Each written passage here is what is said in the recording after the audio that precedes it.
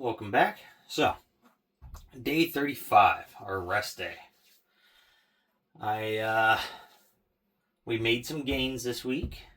We went up on the squat for max weight, but lost some reps, but kind of equals out. Deadlift up to 385. Bench press, we actually failed the bench press for 265, even though we hit it the last chest day for 265. So we'll see what happens tomorrow. It could have just been an off day, is what it is, being as it literally just wasn't moving at all. So it happens. Could have been dehydration, not enough food, whatever. Being in a deficit affects things drastically and most of the time, like kind of predictably, but some days you're just going to have some unpredictable outcomes while in your deficit. But with the deficit, it's been kind of weird. So, for whatever reason, the last week and a half, I've really been drinking a huge amount of water. Like, I've just been uncontrollably thirsty. And obviously with that, I'm sure I'm going to retain some water and whatnot. But I feel and look a bit leaner. But according to the scale, I've actually gone up like 3 pounds. So I went from 198.5 to like 202. So, not quite sure what's going on there. Could just be I had some extra salty seasoning.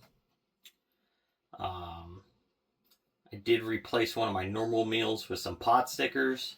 Granted, it works out to the same protein. And within 20 calories, it's like 20 calories more. So 20 calories isn't going to make that big of a difference.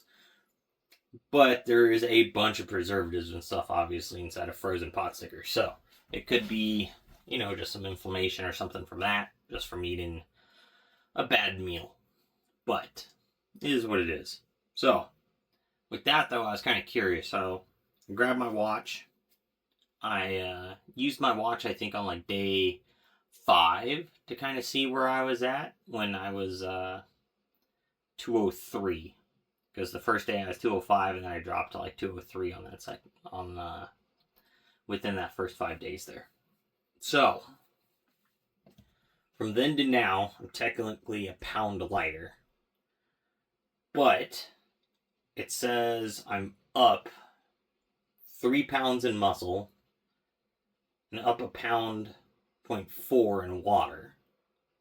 And I am down 0.9% in body fat percentage. So I'm at an even 23% as of today. So I'm down 1%, basically. So that would make some sense. I mean, I guess muscle tissue holds a lot of water, especially since, I've been on point with my creatine and just an insane amount of water intake for the last week and a half. Makes sense that everything's just kind of retaining water. So really, out of that 3 pounds, 3 of it's probably just water and 0.5 pound of muscle tissue. So just kind of one of those weird things that's going on. Scale isn't always a factor of your progress. Because I've had periods in time before where my weight will stay the same, but I'll drop body fat percentage and obviously putting on muscle and water weight.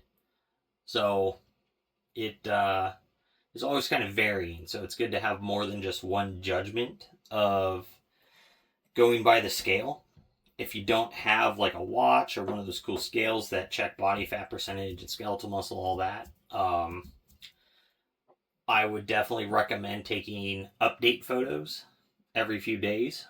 And then you could go back like a week or 2 weeks and you could be like, oh, I look a little leaner in my shoulders, or my abs look a little better, or my legs are looking a little tighter. Like, you'll be able to notice these small little changes when you're comparing these things.